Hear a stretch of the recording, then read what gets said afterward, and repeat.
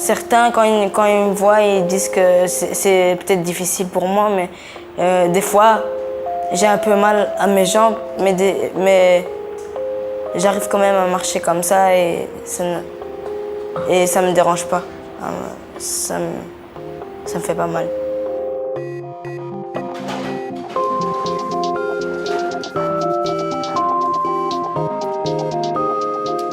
On est au laboratoire d'analyse de marche. Donc le labo a 20 ans d'existence. On l'a créé en 1994 et il a été créé au départ pour mieux répondre à la demande des chirurgiens orthopédistes qui voulaient qu'on les aide à mieux guider le choix thérapeutique chez les enfants infirmes moteurs cérébraux, comme le petit Assam qu'on a vu tout à l'heure. Les laboratoires, il faut dire, ont permis que la chirurgie orthopédique évolue pour l'enfant spastique. Et donc, on l'utilise toujours, comme pour le petit Assam, pour mieux guider le choix thérapeutique, quel muscle doit être allongé, transféré, est-ce qu'il faut une chirurgie de dérotation, etc. Ça, c'est le but clinique. On a découvert le labo via l'école. Et maintenant, je pense que ça fait 5 ans ou 6 ans qu'il est revu annuellement ici. Il y a des prises en charge qui sont faites. On est convoqué chaque année pour une journée complète de bilan. Et on est super content d'avoir eu affaire à des gens très qualifiés, très professionnels et qui nous expliquent un peu quelles sont les prochaines étapes dans la vie et qu'est-ce qu'on peut faire pour pouvoir améliorer sa marche.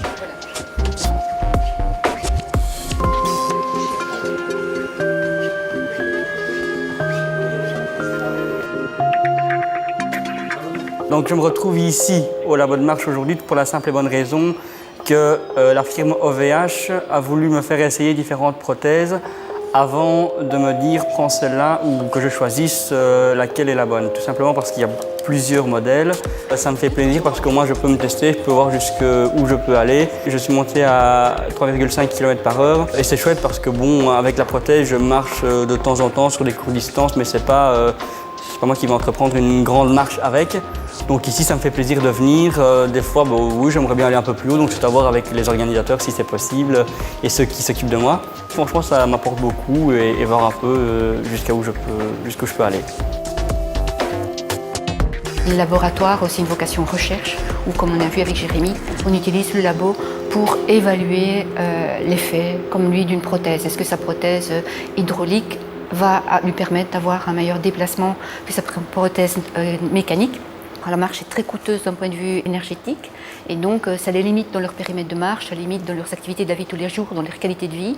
Et notre but ici au labo, c'est vraiment d'améliorer le coût énergétique de la marche pour que les patients soient moins énergivores. Ça permet de reguider chaque fois le traitement, le choix chirurgical, le choix médicamenteux, le choix kinésithérapeutique pour aider au mieux nos patients. C'est notre objectif. Ça lui apporte beaucoup d'assurance, beaucoup de défis à relever, en se disant que maintenant il faudrait faire ceci comme cela, faire plus de choses comme ceci et essayer des nouvelles méthodes, car chaque jour on apprend des nouvelles méthodes, des nouvelles fonctionnalités ou des nouvelles prothèses qui peuvent l'aider au maximum.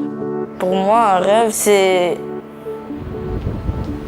savoir marcher comme les autres et de pouvoir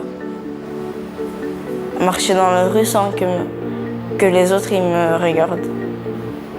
Ici, quand vous tournez, vous voyez qu'il y a du matériel qui est déjà vieillissant. Le tapis roulant, il a plus de 15 ans. Il ne va pas durer éternellement. Il faut trouver des fonds pour renouveler le matériel déjà, acquérir peut-être aussi du nouveau matériel plus innovant, rester à la pointe. Et aussi, il ne faut pas oublier, c'est avoir de l'argent pour pouvoir engager des chercheurs parce que c'est eux qui font vivre le laboratoire au quotidien.